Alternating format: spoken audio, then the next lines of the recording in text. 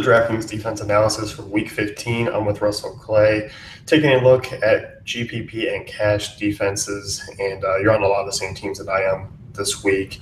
And also, are we going to get another kind of 5-minute segment on Blake Bortles' pick six ability? You know, there's been many men in the world to throw pick sixes, but nobody's been as prolific as him. And, you know, have the Texans played great of late? No. But I think the running game is going to work. I think Lamar Miller's a great play in this game. I think you just kind of go Texans Lamar Miller and log out if you want to have a safe floor here. Again, you know, Jacksonville can putt around with the yards, but as far as turnovers go, they're the worst team in the league. So I certainly like targeting them every week, even in mediocre matchups. So Texans, yes, I'm in 3,800, sure, cash game. Man, confident man. I'm pretty confident in that one, yeah. Yeah, no, it's hard not to like anyone against Jacksonville at this point. One of the lower totals, and obviously the turnover upside is huge. A little bit of a discount here. Looking at Baltimore home matchup against Carson Wentz. What do you like about this one? You know, I like the idea that maybe you get a little lower ownership than normal, because of this Patriots primetime game. I think that'll knock it down 5% over what it would be. So 3,100 isn't expensive for how the Ravens have played this year. They're sort of that high floor cash game defense you're looking for. Now, in terms of getting pressure, they've struggled with that a little bit of late, but, you know, that secondary is really good. The run D is really good.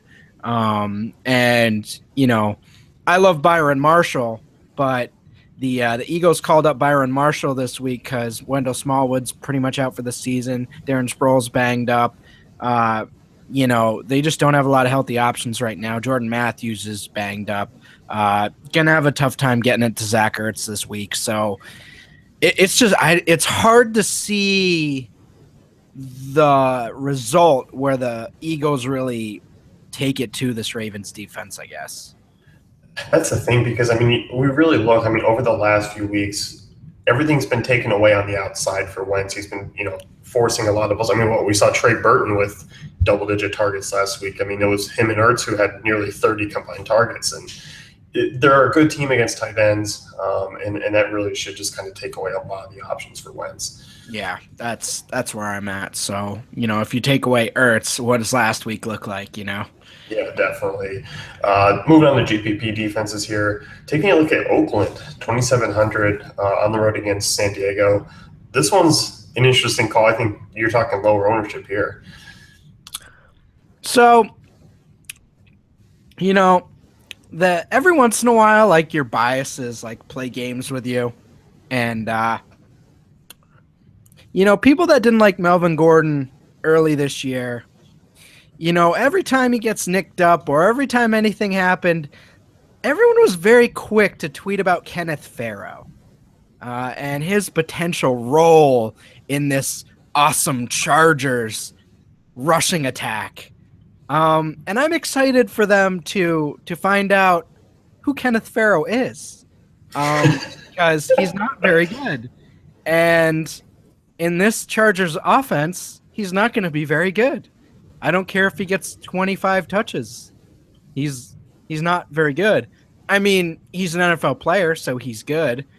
But, like, for what we need for fantasy and for what, you know, I view as a player that can take advantage of this Raiders run defense, I do not view him as that type of player. So, could he catch some passes? Sure. But overall, this San Diego team without Melvin Gordon is really, really ugly. And without him in the dump-off game, without him making chunk plays, there's just not much left. Phillip Rivers is falling apart at the seams. You know, he certainly has a track record of falling apart in the second half of seasons. We've seen that over the past couple years. He just doesn't have a lot of help right now. You know, if Keenan Allen, Melvin Gordon, Danny Woodhead, healthy young Antonio Gates were all in the game, yeah, then Chargers are going to beat up on the Raiders defense. But, we've seen Khalil Mack be really good this year. They have some really hard-hitting secondary players, and I think there's some major turnover upside in this game, and I just don't see how the Chargers are going to move the ball. And we saw basically an indicator of that last week against Carolina. I mean, once Melvin Gordon left the game, it was just all over. It was all over. Disaster. Everything fell apart. It wasn't like anything funneled to the passing game, and that had any succession. And as you pointed out, this is the usual typical dance we get from Phillip Rivers. It's falling apart in the second half of the season, diminish, results come the end of the game, and I think that's what we're going to get for the next 2-3 weeks.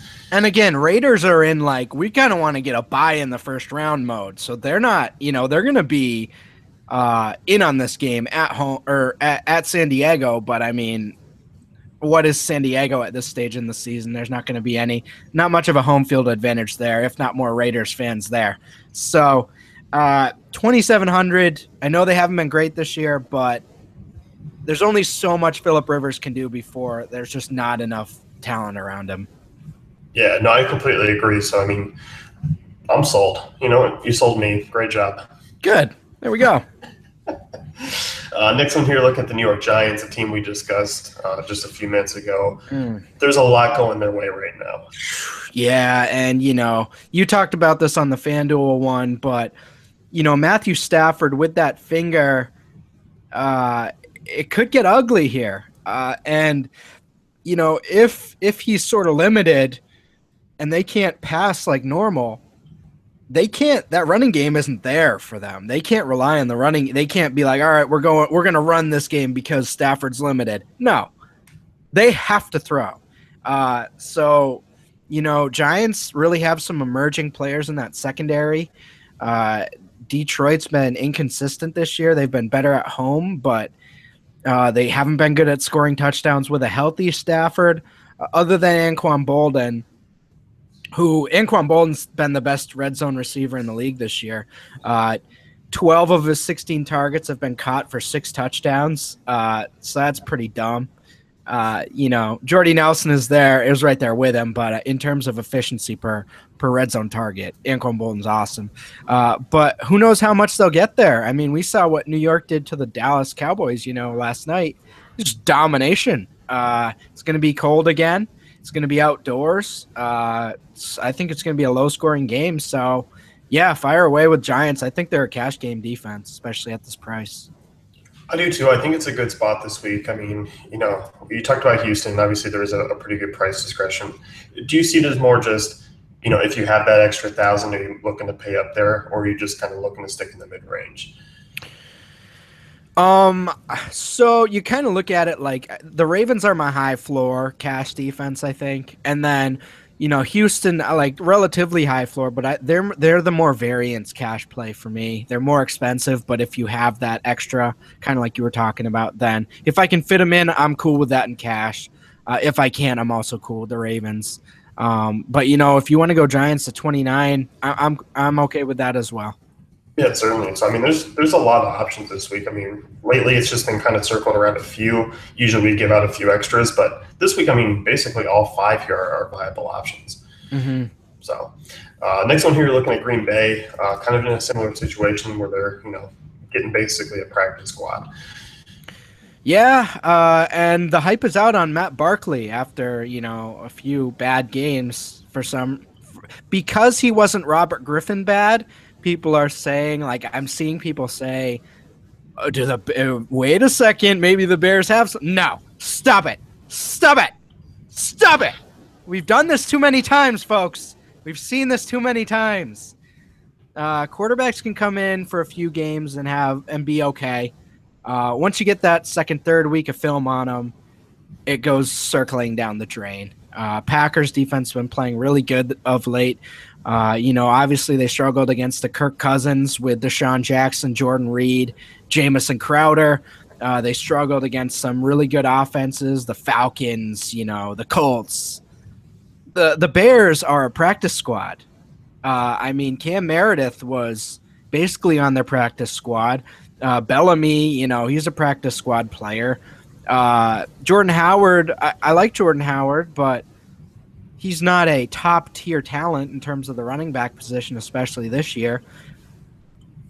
I just don't, maybe they move the ball a little bit, but without Zach Miller, they do get Alshon Jeffrey back this week, but who knows, 4 weeks off, hadn't really shown much this year.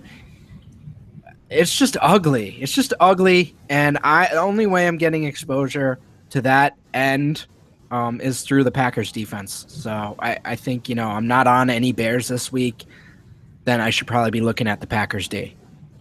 Yeah, I agree with you. I think you look at the stretch here. I mean, they've basically been up and down throughout this year, but put together a nice little stretch here of late. As you pointed out, I mean, Jordan Howard, pretty much kind of the only plus player that they have at this moment that we've really seen this season. But the way game flow works out, I can't see him being a big part of this. Right, exactly. So any kind of farewell words for you here on defenses? Kenneth Farrow's not good. He was basically a fullback for Houston last year. He went undrafted. He's not very athletic. He's a very nice man, I'm sure. But let's not pretend he's Melvin Gordon. Thank you, and goodbye. Okay, fair enough. So there you have it, Russell's Anti-Pharaoh podcast of the week. And be sure to check out his defenses here, Cash and GPP for DraftKings. If you want to check out the article, you can head on over to DailyFantasyCafe.com. Be sure to check out the rest of our Week 15 content.